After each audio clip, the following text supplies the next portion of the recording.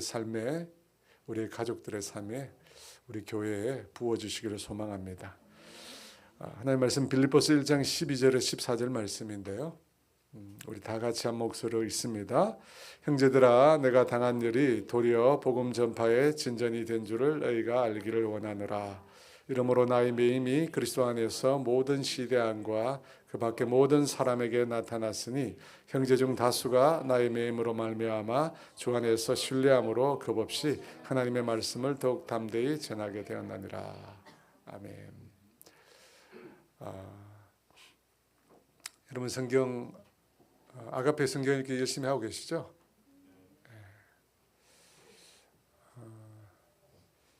이게 뭐든지 마찬가지지만요. 처음 이렇게 며칠 이렇게 할 때는 별 표가 안 나요. 근데 여러분이 이제 한 달, 두 달, 석 달, 넉 달 이렇게 쭉 흘러가다 보면 말씀을 읽는 가운데 뭔가 하나님이 여러분에게 뭔가 주시는 것들이 생길 거예요.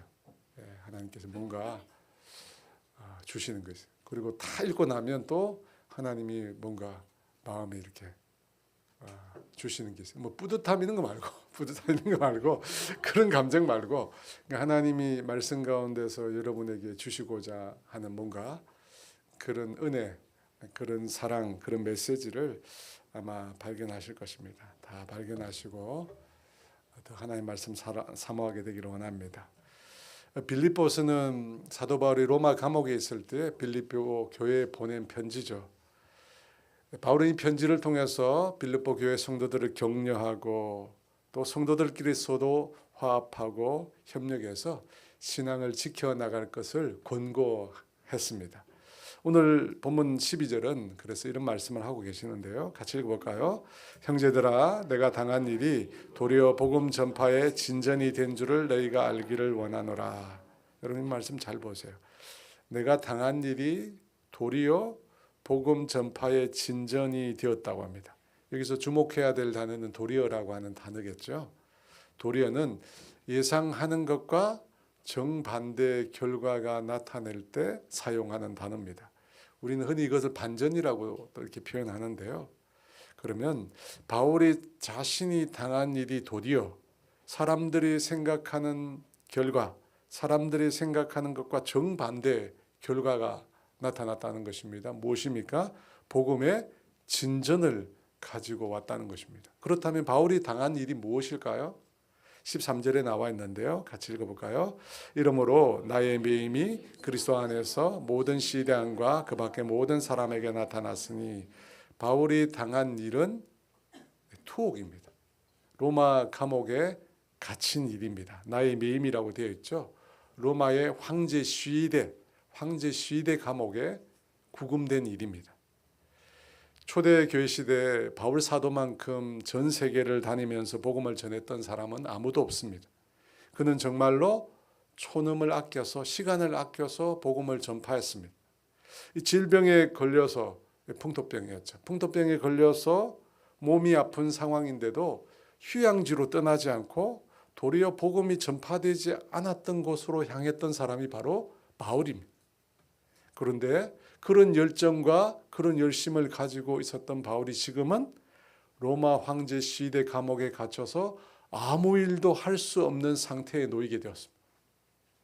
여러분 혹시 이 자유라고 하는 것들을 박탈당한 경험이 있습니까? 지금 우리가 살고 있는 현 시대는 이 자유라고 하는 것을 빼앗긴 경험이 별로 없습니다. 그래서 지금 세대는 자유의 소중함을 잘 모릅니다. 내 마음대로 먹을 수 있는 자유, 내 취향대로 입을 수 있는 자유, 내가 원하는 곳은 어디든 갈 수 있는 자유가 있다. 여러분 이건 정말 소중한 겁니다. 정말 소중한 거예요. 저는 군에 있을 때 이 자유의 소중함을 정말 뼈저리게 느꼈어요. 여러분 군대가 다른 게 힘든 게 아니라 자유가 없어서 힘들어요. 자유가.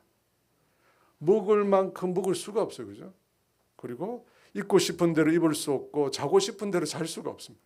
모든 게 다 통제되어 있어요. 여러분 심지어 요즘은 모르겠는데 제가 있을 때는 이 속옷도 국가에서 제공하는 걸 입어야 돼요. 국가에서 제공하는 걸 입어야 돼요. 흔히 그런 말이 있죠. 이 군용품 외에 일반 사회 물건을 군대에서 사제라고 그래요. 사제라고 그러는데 제가 사제 팬티를 한번 입었다 걸렸어요. 그래서 30kg 군장을 메고 연병장을 뺑뺑이 돈 적이 있어요. 팬티 한번 입었다가 걸려가지고. 근데 아무거나 입으면 안 돼요. 군대에서는 정해진 거 입어야 됩니다. 요즘엔 좀 아닐 것 같아요. 요즘에 뭐 핸드폰도 쓰는데, 그죠? 제가 군대 생활하면서 제일 부러웠던 사람이 누구죠? 아르바이트 솔저라고 그러는데 그 사회복무요원이죠. 옛날에는 방인데 왜 이 사람이 부러웠냐면 시간 되면 퇴근하거든요. 집에 가요. 너무너무 부러운 거예요. 여러분, 자유가 없다는 거 여러분 생각해 보지 못하실 수 있는데요. 자유가 없다는 것은 정말로 고통스러운 거예요. 하물며 이 죄수들의 감옥 생활이 어땠겠습니까? 지금은 감방도 뭐 인권이 있다지만 바울 시대에 무슨 인권이 있었겠어요? 철저하게 격리되고 철저하게 통제되었을 거예요. 그것도 대로마 제국의 정치범들을 잡아서 가둬두는 감옥이었으니까 여러분 바울의 상황은 그야말로 참담한 상황이었어요. 언제 어떻게 죽을지 모르는 그런 상황이었습니다. 그곳에서 바울은 죄수로서 죽을 날을 기다리고 있었어요. 재판을 기다리고 있었어요. 그때 바울의 머리 뇌리를 스치는 수없이 많은 생각들이 있지 않았겠어요? 앉아서 뭐 하겠어요? 계속 생각했어요. 바울도 사람이라 자신의 미래가 어떻게 될 것인지 고민이 되었을 것입니다. 또 지금까지 자신이 전도해서 양육하고 가르쳤던 교회 성도들, 그 성도들이 앞으로 어떻게 될 것인가 그런 생각도 했을 것입니다. 더 나아가 자신의 몸처럼 제 몸처럼 사랑해 주었던 빌립보 교회 성도들이 바울 자신을 지나치게 염려하지 않을까. 그죠? 그리고 혹시 또 바울의 일 때문에 시험에 들어서 신앙에 대해서 회의를 품지 않을까. 바울이 감옥에 갇혀 있으니까 사람들이 바울 때문에 시험에 들지 않을까. 그런 염려도 했을 것입니다. 그래서 바울이 자신의 형편을 지금 상황을 편지로 써서 성도들에 알리기로 한 거예요. 그게 빌립보서. 그런데 이 바울은 자신의 형편을 빌립보 성도들에 알리면서 아주 놀라운 소식을 전합니다. 12절 말씀인데요. 같이 있습니다. 형제들아, 내가 당한 일이 도리어 복음 전파의 진전이 된 줄을 너희가 알기를 원하노라. 바울은 현재 자신이 처한 상황이 복음 전파를 가로막은 것이 아니라 복음 전파를 퇴보시킨 것이 아니라 오히려 어떻게 했다고 합니까? 복음 전파의 진전을 이루었다. 여러분 어떻게 감옥에 gathin 바울의 지금 상황이 복음 전파의 진전을 가져왔을까? 좀 더운 것 같은데요. 저 안 됩니다. 네. 여러분 옥에 갇혀 있으니까 바울이 직접 나가서 복음을 전했을 리는 없잖아요. 그런데 복음이 진전되고 있다, 복음 전파가 확장되고 있다라고 말하고 있습니다. 여러분 이 소식은 아마 빌립보 교회 성도들에게 위로와 또 기쁨과 힘을 가져다 주었을 것입니다. 왜냐하면 당시 빌립보 교회 성도들이 그렇게 성숙한 신앙의 사람들이 아니었거든요. 그들도 당장 눈에 보이는 대로, 그죠? 눈에 나타난 대로 평가를 내리는 그런 어린 신앙의 사람들이거든요. 바울로부터 복음을 듣고 이제 막 신앙생활을 시작한 사람들.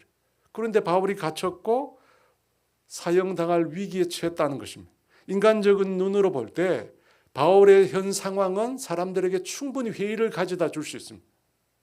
예수의 복음이 사람들에게 좋은 영향력을 미치지 못하구나. 오히려 많은 사람들에게 비난이 되고 지탄의 대상이 되는구나 라고 하는 좋지 못한 인상을 받았을 수 있습니다.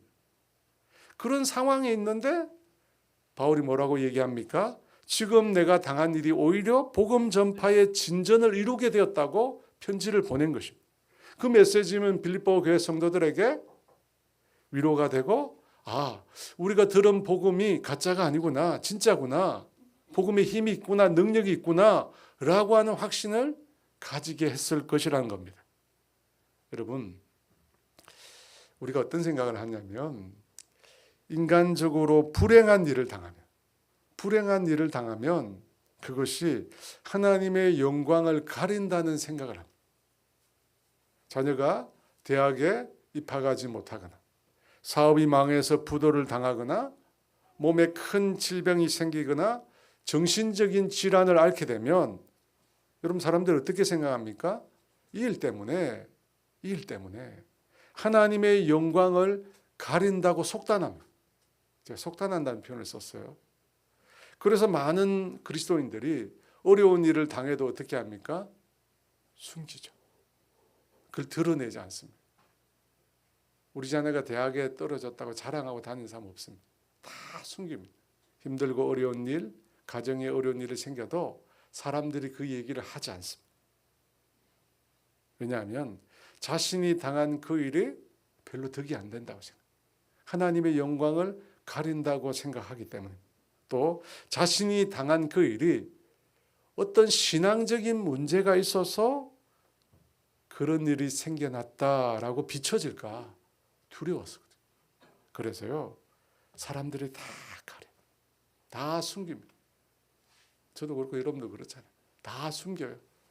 좋은 일만 얘기하죠. 어떤 분이 남편이 암이 걸렸는데요, 아무에게도 이야기해요. 30년 동안 같이 신앙생활합니다. 아무에게도 얘기해요. 나중에 주변 사람들이 다 알고 배신감을 느끼죠. 여러분 왜 그런 일을 합니까?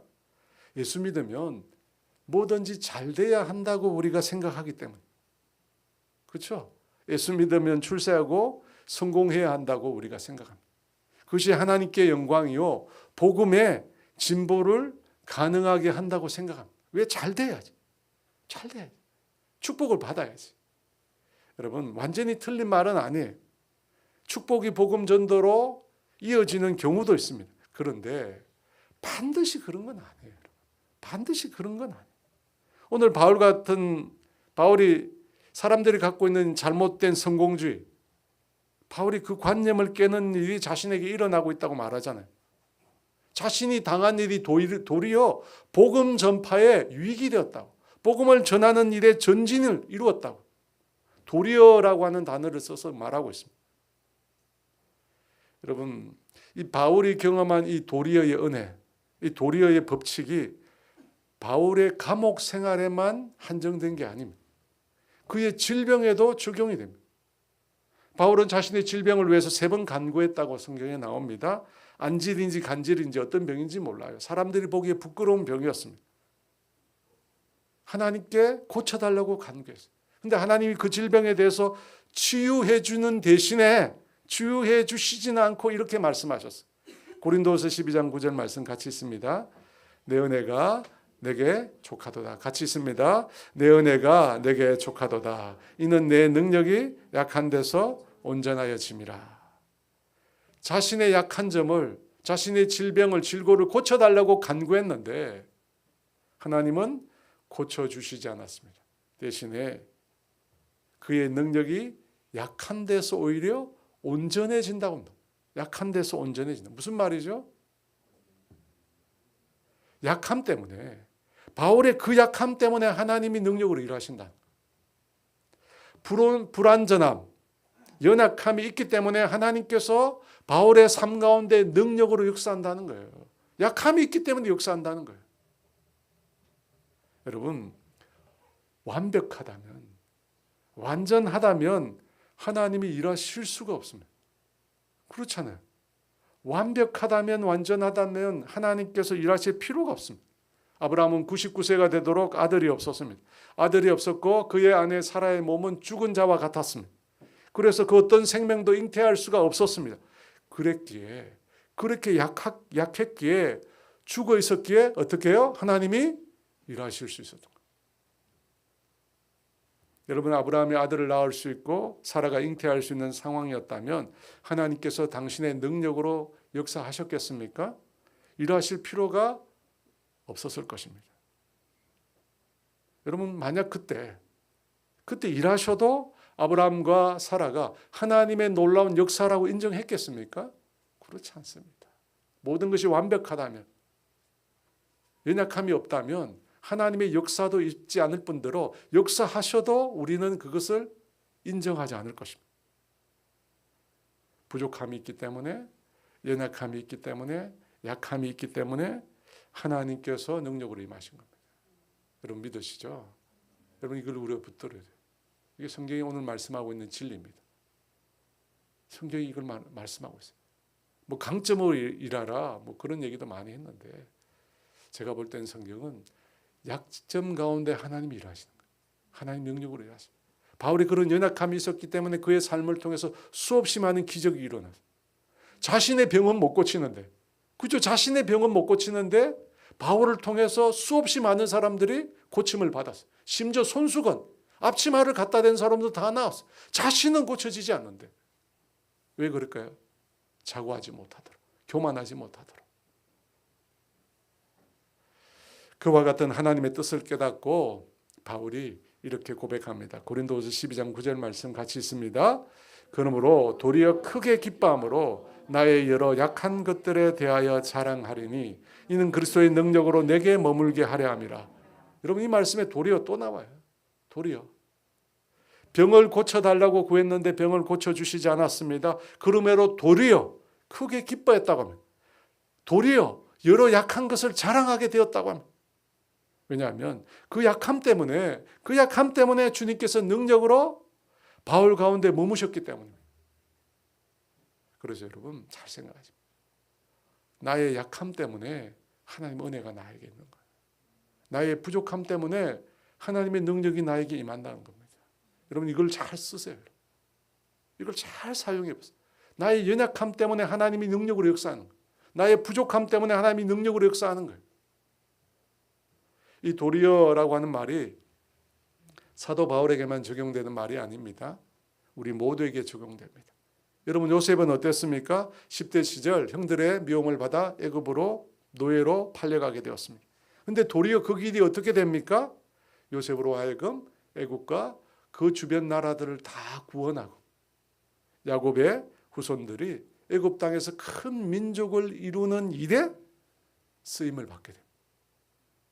노예로 팔려간 그 일이 나중에 도리어 놀라운 하나님의 구원을 성취하게 되었습니다. 모세는 애굽 땅에서 사람을 죽인 살인자가 되었습니다. 그래서 미디안 광야로 도망칠 수밖에 없었습니다. 그곳에서 버려져서 목동으로 살아가야만 했습니다. 그는 이스라엘 사람들이 자신을 구원자로 생각해 줄 알았습니다. 하지만 사람들은 전혀 모세를 그렇게 생각하지 않았습니다. 누가 너를 우리의 관리나 재판장으로 세웠느냐 따졌습니다. 이스라엘 사람들은 모세를 믿지 않았습니다. 그를 자신들의 지도자로 인정하지 않았습니다. 오히려 그를 살인자로, 이번에는 우리를 죽일 것이냐. 그래서 모세는 도망칠 수밖에 없었습니다. 하지만 미디안으로 도망간 그 일이 나중에 반전의 역사를 이루게 됩니다. 여러분 애굽에 있었다면 모세가 그렇게 쓰임 못 받았어요. 미디안으로 갔기 때문에 그곳에서 하나님께 쓰임 받게 된 것입니다. 여러분 예수님의 십자가는 수치와 온갖 모멸감을 느끼게 하는 저주의 형태였어요. 그야말로 저주였습니다. 누구든 십자가를 지고 가는 예수님을 향하여 온갖 욕설과 저주를 퍼부었습니다. 하지만 도리어 그 십자가가 어떻게 됩니까? 죄에 구속되어 있는 모든 인간을 해방시키는 하나님의 놀라운 구원의 도구가 되었습니다. 예수님의 십자가의 죽음은 부활의 영광으로 나타났고 영원히 멸망받을 수밖에 없는 우리 인생들에게 진정한 구원의 소망이 되어 주었습니다. 여러분 그러니까 복음은 도리어의 역사, 반전의 역사가 너무 많습니다. 사도행전을 우리가 오랫동안 묵상하고 있는데 그 내용을 보니까 전부 반전의 역사, 도리어의 역사. 예수님께서 내가 떠나가는 것이 낫다고 제자들에게 말씀하셨습니다. 그리고 정말로 제자들이 보는 눈앞에서 하늘로 승천하셨습니다. 그런데 예수님의 승천이 도리어의 역사가 됩니다. 예수님이 승천한 이후에 제자들이 어떻게 합니까? 비로소 기도하기 시작합니다. 예수님이 곁에 계실 때 제자들은 별로 기도하지 않았어요. 제자들이 기도했다는 내용이 성경에 별로 안 나옵니다. 기도하는 것을 구경만 했어요. 그리고 그 옆에서 잠만 잤어요. 육신이 약하여 잠만 잤습니다. 그런데 예수님께서 그러니까 육신의 약간 잠만 잤어요.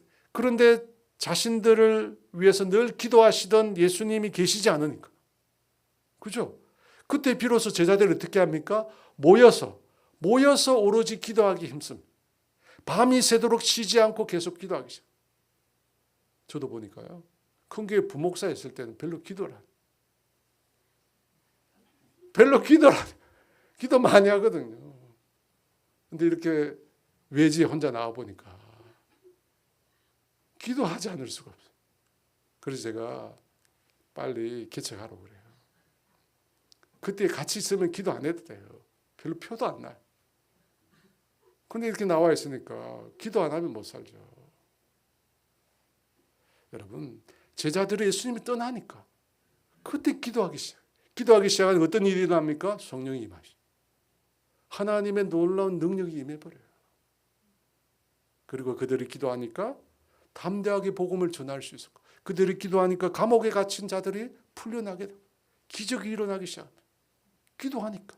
왜 이런 일이 생겼습니까? 예수님이 성천하셨어요.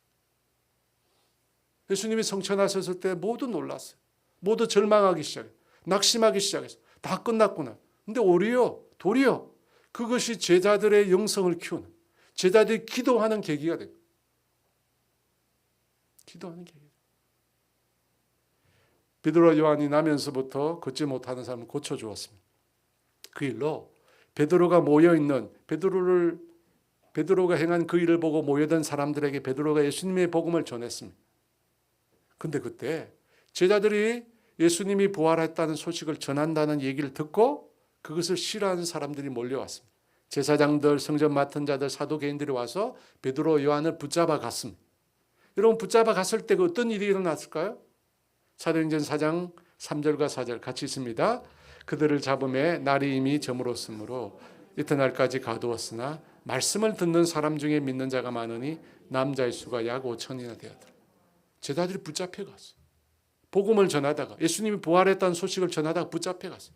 근데 그 소식을 듣는 사람들이 어떻게 됐어요? 붙잡혀 갔는데 그들이 예수를 믿었다. 붙잡혀 갔는데 5천이나 붙잡혀 갔는데 반전이 일어나는 거예요. 여러분, 이 세상, 우리가 살고 있는 이 세상은 세상 사람들의 생각대로 돌아가지 않습니다. 절대 사람들이 계획한 대로 돌아가지 않습니다. 하나님은 그 세상 사람들의 계획과 생각과 그곳에 크랙이라, 영어로 크랙인데 균열을 내십니다. 사람들이 생각하는 대로 돌아가지 않도록 하나님 그곳에다 균열을 내세요. 그리고 하나님이 계획하신 일들을 이루어 가십니다. 짐 팔머라고 하는 사람이 쓴 거침없이 하나님이란, 그게 아니에요. 그 다음 책. 거침없이 하나님이라는 책이 있습니다. 짐 팔머라는 사람. 근데 이 책에 보면 이런 얘기가 나와요.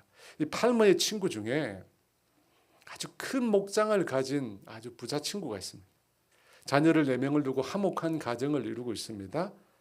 근데 그 친구는 아주 신실한 믿음의 사람이에요. 사업도 잘 일구었고 어려운 사람들도 굉장히 적극적으로 돌보면서 교회를 섬겼던 사람입니다. 근데 어느 날 아내와 함께 목장에 왔는데 아내가 말을 탔는데 아내가 말을 타자마자 조금 달리다가 말에서 낙마를. 그리고 그 자리에서 목뼈가 골절되어 즉사합니다. 근데 그 장면을 막내 제일 어린 딸아이가 목격을 합니다. 한순간에 엄마가 싸늘한 시선으로 변해버린 겁니다. 방금 좀 그렇게 해맑게 웃던 아내가 한순간에 그의 곁을 떠나버린 겁니다. 장례식을 다 마치고 난 이후에 이 팔머가 고심을 합니다. 사랑하는 아내를 잃고 엄마를 잃은 이 친구의 가족을 어떻게 위로해 줄 수 있을까 계속 고민해요. 아무리 고민하고 기도해도 답이 없는 거예요. 여러분, 그 상황에 처한 사람을 뭐로 위로하겠어요? 그런데 몇 주 후에 그 친구를 만났는데 놀라운 반전이 있었다는 말을 듣게 돼요. 엄마를 잊지 못하고 엄마가 죽는 장면을 목격했던 막내딸이 날마다 울면서 잠자리에 들었는데 하루는 잠자는 그 아이에게 천사가 찾아왔다. 천사가 찾아와서 천국에서 그 엄마가 얼마나 행복하고 평안한 모습으로 지내고 있는지를 보여주었대. 엄마가 천국에서 평안히 지내고 있어. 그리고 또 얼마 후에 이 아내를 잃고 슬픔 가운데 있는 친구에게도 주님이 어느 날 찾아오셨대.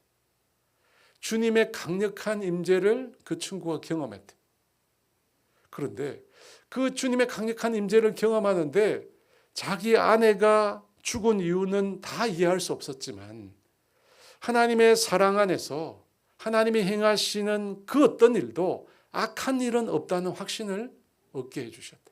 하나님이 행하시는 그 어떤 일도 악한 일은 없다는 겁니다. 어린 딸은 엄마의 환상을 본 이후로 더 깊은 신앙의 자리로 나아가게 되었고, 팔모의 친구는 이전보다 더 주님을 뜨겁게 사랑하는 주님의 사람이 되었답니다.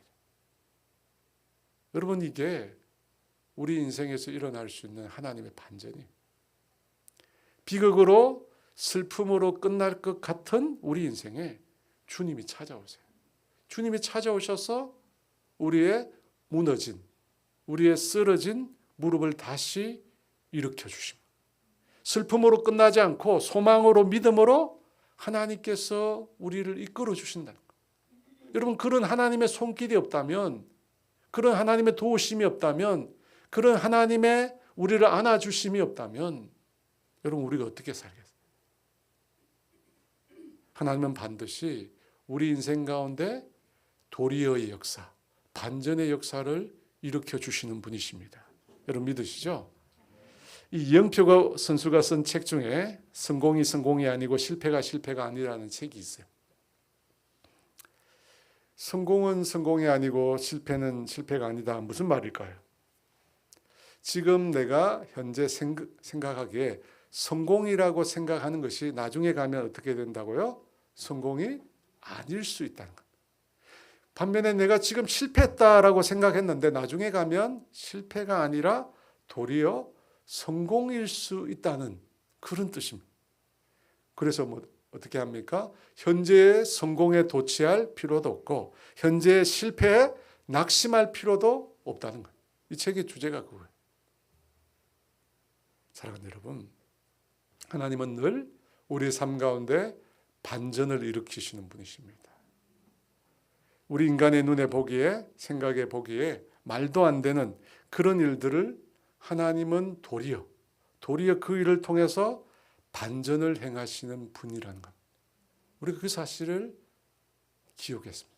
여러분, 하나님께서 원하시는 것 중에 하나가 있는데 그게 뭐냐면 하나님이 행하시는 일, 하나님이 말씀하시는 것에 대해서 기대하기를 원해요. 우리가 하나님을 향하여 기대감을 갖기를 원해요. 그냥 밍숭밍숭하는 게 아니라 예배의 자리에 나올 때, 기도의 자리에 나올 때, 말씀을 듣는 자리에 나올 때 기대감을 갖기로. 여러분, 기대감을 갖는 그곳에 은혜가 있거든요. 하나님 그걸 갖기로 원하세요. 여러분도 누군가 여러분을 향하여 기대감을 갖는 걸 원하시잖아요. 누군가 나를 향하여 기대감을 가지고, 소원을 가지고, 소망을 가지고. 왜냐하면 그 기대감이 사랑이거든요. 자녀를 향하여 우리가 기대감을 가져요. 왜 가져요? 사랑하기 때문에. 하나님을 향해서도요, 여러분 그런 기대감을 가지고. 여러분, 하나님은 반전의 역사를 일으키시는 분이십니다. 그래서 지금 여러분의 상황이 그 어떤 상황일지라도, 그 어떤 비극적인 상황일지라도 낙심하거나 좌절하거나 불평하거나 원망만 하지 마시기 바랍니다. 제가 주일에 욥에 대해서 말씀드렸잖아요. 욥의 기도가 응답되지 않은 것은 아직 하나님의 섭리의 때가 이르지 않았기 때문에, 하나님의 섭리의 때가 아직 이르지 않았어요. 그러므로 내 상황에 대해서 낙심하고 좌절하고 불평하고 원망한 것이 당연하다라고 생각될지라도 기억해야 될 것은 하나님의 섭리가 아직 이루지 않았다는 거예요. 여러분, 제가 중요한 것은 낙심과 좌절과 불평과 원망만으로 상황은 반전되지 않습니다. 반전되지 않아요. 하나님이 일하셔야 되잖아요. 하나님이 역사하셔야 돼요. 그때 반전이 일어나요. 낙심하고 절망하고 좌절하고 원망한다고 여러분 상황이 달라지지 않습니다. 그래서 잠깐 낙심할 수 있습니다. 여러분 잠깐 좌절할 수 있어요. 잠깐 불평할 수 있어요. 잠깐 원망할 수 있습니다. 저는 잠깐 할 수 있다고 생각합니다. 그런데 계속 그 자리에 머물러 있지는 마십시오. 계속 머물러 있지는 마세요. 잠깐 할 수 있어요. 잠깐 어려운 일이 생겼을 때 불평할 수 있습니다. 잠깐 누군가를 원망할 수 있습니다. 잠깐 낙심할 수 있습니다. 하지만 계속 그 자리에 있지 마십시오. 반전의 역사가 일어나지 않습니다. 하나님은 우리가 알지 못하고 전혀 생각하지 못하는 일을 행하시는 분이십니다. 그분의 인도하심은 전적으로 선합니다. 우리가 이해하지 못할지라도 반드시 옳은 길로 당신의 이름을 걸고 우리를 인도하시는 분이십니다. 그 하나님을 신뢰하십시오. 신뢰하십시오. 여러분 그렇다면 이 사도 바울의 매임이 구체적으로 어떻게 복음의 진전을 가져왔을까요? 13절 말씀인데요. 같이 읽어볼까요?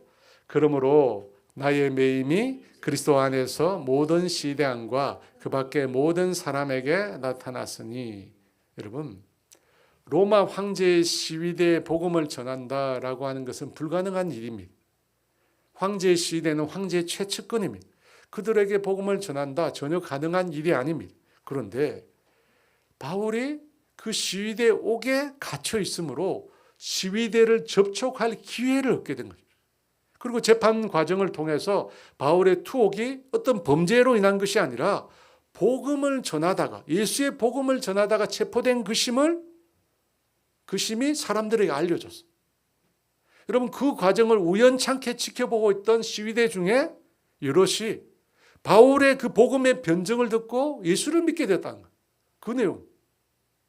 피고인석에 앉아있던 바울의 말을 듣고 시위대원, 로마 황제의 시위대원 중에 누군가가 예수를 믿게 된 거예요. 여러분 놀라운 일이죠. 로마 황제의 시대가 바울이 전한 복음, 직접 전한 것도 아니에요. 예수 믿으라고 예수님의 복음에 대해 직접 전한 것도 아니에요. 재판 과정에서 들려오는 그 바울에 대한 변증, 바울의 복음의 변증을 듣고 시대에 있던 사람들이 예수님을 알고 믿게 된 것. 정말 놀라운 일이죠. 마치 여리고의 기생 라합이 이스라엘 하나님 여호와를 믿게 된 것과 마찬가지입니다. 기생 라합에게 누가 와서 복음을 전해줬나요? 그거 어떻게 예수를 믿게 됐어요? 자기 기생집에 드나드는 사람들의 소문을 들었어요. 풍문으로 들었어. 풍문으로 말씀을 들었는데 이스라엘의 하나님 여호와가 누군지에 대해서 들었는데 그 말씀이 라합의 마음에 뿌려졌어요. 그래서 여호와 하나님에 대한 신앙이 싹 트게 된 거예요. 여러분 어떻게 이런 일이 생겨요? 여러분 복음에는 이처럼 놀라운 능력이 있습니다. 서초도요. 서초도 구원된 역사가 있습니다. 우리는 생각하지 못하지만 서초도 죄인이 전해도 죄수가 전해도 믿게 되는 역사가 일어날 수 있다는 거예요. 그게 바로 사도 바울입니다. 왜냐하면 복음 그 자체에 하나님의 놀라운 능력이 있기 때문입니다. 여러분 그뿐만 아니라 시대뿐만 아니라 그 밖의 모든 사람들에게도 나타났다고 했습니다. 그 밖의 모든 사람, 이 사람은 누굴까요? 사도 바울처럼 투옥 생활을 하고 있던 다른 유대인들과 이방인들을 가리킵니다. 여러분 그 사람들은 감옥 밖에서는 절대 복음을 접할 기회가 없는 사람들입니다. 감옥에 들어오기 전까지는 복음을 들을 기회가 없던 사람이에요. 그리고 들으려고 하지도 않았어요. 그때는. 그런데 바울과 함께 투옥되어 있으면서 복음의 말씀을 듣게 된 거예요. 여러분 이게 바로 도리어죠. 들을 기회가 없던 사람들이 감옥에 들어감으로 인해서 복음을 접하게 된 거예요. 역설이죠. 여러분 이걸 보면 복음 전파라고 하는 건 역설이에요. 사람이 한다고 해서 되는 것도 아니고 안 한다고 해서 안 되는 것도 아니에요. 여러분 그렇잖아요. 사람이 한다고 해서 되는 것도 안 한다고 해서 되는 것도.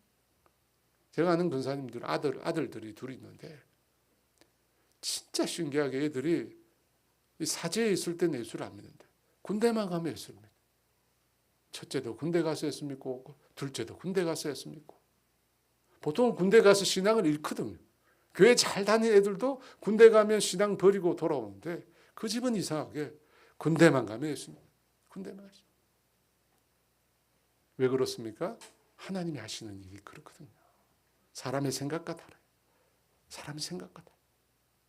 그러므로 여러분, 도리어의 법칙, 내가 예상하지 못한 일, 내가 기대하지 않는 일 가운데서도 일하실 수 있는 하나님을 기대하십시오. 여러분, 그 하나님 믿어요. 이 순간 내가 구하는 것에 대해서 아무것도 이루어지지 않아도 아무것도 눈에 보이기엔 드러나는 것이 아무것도 없습니다. 그럼에도 새로운 일을 계획하고 계신 하나님. 여러분, 그 하나님을 우리가 믿음으로 바라봐요. 그 하나님을 우리가 신뢰해요. 그 하나님을 기대해요. 여러분, 결혼이 늦었다고, 직장이 없다고, 아직 자녀가 없다고, 아무것도 없다고, 없다 난 아무것도 없다고 해도 여러분 실망하지 마시기 바랍니다. 여러분, 주님은 실패인 것처럼 보일 때 감옥 속에서도 새로운 길을 여시는 분이십니다. 여시는 분이세요.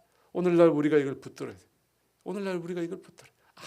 아무것도 보이지 않는데도 하나님이 일하실 수 있는 분이죠. 하나님은 광야의 길을 여시고 사막의 물을 내시는 분. 그 백성으로 마시게 하고 그 백성으로 광야의 길을 걷게 하시는 분이세요. 하나님 불가능이 없습니다. 그런데 주님이 뭐라고 말씀하시냐면 그 이전 일을 기억하지 말래요. 하나님의 이전에 행하셨던 일을 기억하지 말래요. 왜? 새로운 일을 행하실 거니까. 성경에 나타난 그 일을 이제 더 이상 기억하지 말래요. 왜? 내 삶의 새로운 일을 하나님이 행하실 것이기 때문에. 그래서 그 하나님 소망하라, 기대하라는 것입니다. 바울의 톡이 가져온 세 번째 또 다른 복음의 진전은 바로 예수 믿는 다른 성도들의 변화입니다. 14절 말씀 같이 있습니다.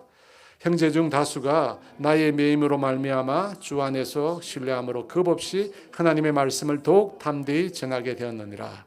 여러분, 바울이 복음을 전하다가 감옥에 갇혔다라고 하는 소식은 성도들에게 두려움을 가져다 주었을 것입니다. 자신들도 바울처럼 감옥에 갇히지 않을까 하는 두려움으로 지내게 만들었을 것입니다. 그런데 놀랍게 성경이 뭐라고 합니까? 다수의 형제들이 바울의 고난을 통해서 오히려 더 담대히 복음을 전하게 되었다고 합니다. 겁 없이 하나님의 말씀을 더욱 담대히 전하게 되었다. 여러분, 어떻게 이런 현상이 일어났을까요? 바울이 억울하게 감옥에 갇혔으니까 그 사실에 분노하고 혈기를 내면서 복음을 전하게 된 것일까요? 억울하게 갇혔으니까 이것은 있을 수 없다. 여러분, 그건 아니죠.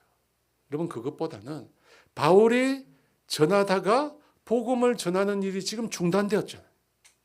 그래서 내가 그 일을 대신하겠다. 바울이 그렇게 복음을 전했는데 지금은 전할 수 없으니까 내가 그 일을 대신하겠다고 사람들이 일어선 것입니다. 그런데 그렇게 자신들도 대신하다가 어떻게 됩니까? 바울처럼 감옥에 갇히게 될 것이 뻔한데. 그렇잖아요. 자신들도 감옥에 갇힐 수 있잖아요. 그럼에도 더 담대히 복음을 전했다는 겁니다. 여러분, 이것이 미스터리죠. 이것이 복음의 능력. 여러분, 신앙을 핍박하면 대부분의 사람들이 신앙을 떠날 것 같은데 그렇지 않습니다. 여러분, 공산주의자들은 종교는 아편이라고 했어요. 공산주의자들이 기독교를 없애려고 했어요. 성경을 없애려고 했어요. 그래서 수십만의 그리스도인들이 시베리아로 끌려갔어요. 시베리아의 불꽃이라는 책을 보면 수십만 명의 그리스도인들이 시베리아에 끌려가서 죽었어요. 돌아온 사람은 얼마 되지 않았습니다. 그럼에도 기독교는 사라지잖아요. 신앙은 계속 불타오르고 있어요. 계속 예수 믿는 사람들은 늘어나고 있습니다. 여러분, 기억해야 될 게 전 세계에서 기독교인이 되는 회심률이 뭐냐면 예수 안 믿다가 예수 믿는 사람, 비기독교인이 됐다가 기독교인 되는 사람의 비율이 3.7%입니다. 오래전에 통계이긴 하지만 3.7%예요. 무슬림으로 태어난 사람, 무슬림은요, 태어나서 무슬림 되는 거예요. 개종은 얼마 안 돼요. 개종은 1점 몇 프로밖에 안 돼요. 근데 기독교인은 3.7%예요. 세상 모든 종교 중에서 가장 압도적으로 많아요. 예수 안 믿다가 예수 믿게 된다. 여러분, 예수님을 믿게 되면 고난을 받게 됩니다. 지금도 끊임없이 핍박이 있어요. 100개국이 넘는 곳에서 핍박이 있어요. 구체적으로는 더 많은 핍박이 있습니다. 그럼에도 예수 믿는 사람들은 늘어나고 있습니다. 왜 그렇죠? 하나님이 역사하시다. 하나님은 반전의 하나님이시거든요.